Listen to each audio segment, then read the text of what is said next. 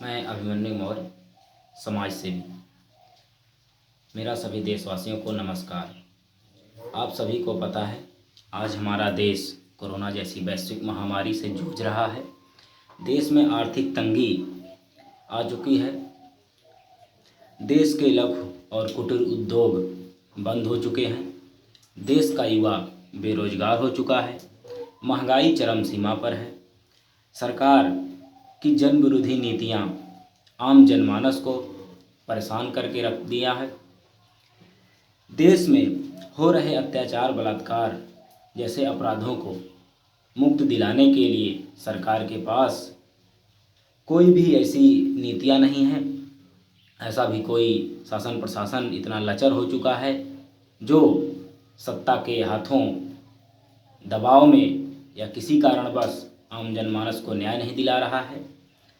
देश की बिगड़ती व्यवस्था, सरकार को जिन मुद्दों पर काम करना चाहिए था, जिसको सरकार को सुधार करना चाहिए था, जिन कमियों को सुधारने के लिए सरकार को आम जनता ने चुना था, आए दिन सरकार उस कमियों को सुधारने की बजाय सरकारी संपत्तियों को बेचती जा रही है, निजीकरण करते जा रहे हैं, पूंजीपतियों का बढ़ावा दिया जा रहा है, देश का किसान आत्महत्या कर रहा है।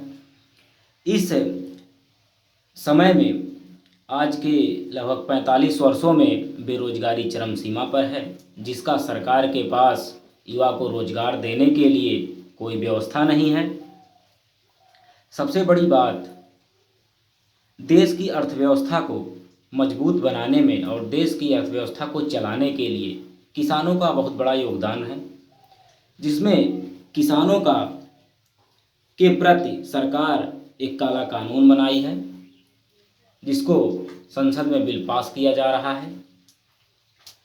यह कानून किसानों के लिए ऐसा कानून है जो उनके आत्महत्या जैसे पेपर पर सिग्नेचर करने जैसा है। देश किसान अपने हक की आवाज़ को बुलंद करने के लिए सड़कों पर उतरा है, अपनी मांगों को लेकर के सड़कों पर उतरा है। तो यह देश में बैठे तानाशाही हिटलर प्रवृत्ति के नेता, सत्ता में बैठे लोग किसान पर देशद्रोही जैसे शब्दों से अपमानित करके उनका अपमान करते हैं। उन पर लाठियां चलवाई जाती हैं, उन्हें गाली दी जाती है, पुलिस प्रशासन के माध्यम से उन्हें जेल भिजवाया जाता है। इस तरह से जो सारी चीज़ें आज देश में घटना हो रही है, इसका जो आज का समय का मीडिया है, मीडिया जो है सरकार के दलाली कर रहा है, सरकार के हाथों बिक चुका है।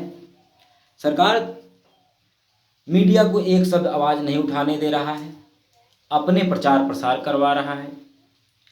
देश का चौथा स्तंभ होता है मीडिया, लेकिन मीडिया सिर्फ दिन रात हिंदू मुसलमान, भारत पाकिस्तान, चीन भारत, रिया चक्रवर्ती, सुशांत सिंह राजपूत, कंगना रनावत, सिर्फ दिन रात यही आप पूरे 24 घंटे का कार्यक्रम मीडिया का देखेंगे, आपको सिर्फ यही मुद्दे मिलेंगे।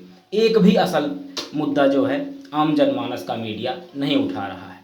सिर्फ सत्ता की दलाली और चटुकारिता में मीडिया दिन रात पड़ा है, जिससे देश अमन चैन खो दिया है। देश में एक सच्ची पत्रकारिता की ज़रूरत है। बेरोजगारी पर कोई चर्चा नहीं, आर्थिक मंदी पर कोई चर्चा नहीं। किसानों के प्रति ऐसा काला कानून बना दिया गया है जिससे किसान अपनी ही ज़मीन में मजदूरी करने के लिए विवश हो जाएंगे, इस पर कोई चर्चा नहीं।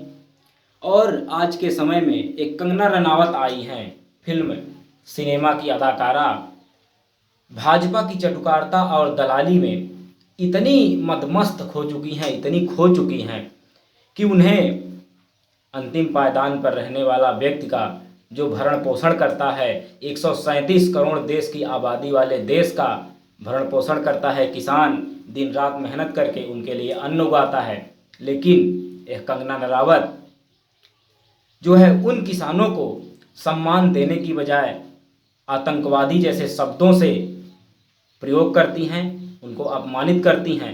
कंगना रनावत, याद रखना, यह किसान जिसको बोना जानता है उसको काटना भी जानता है।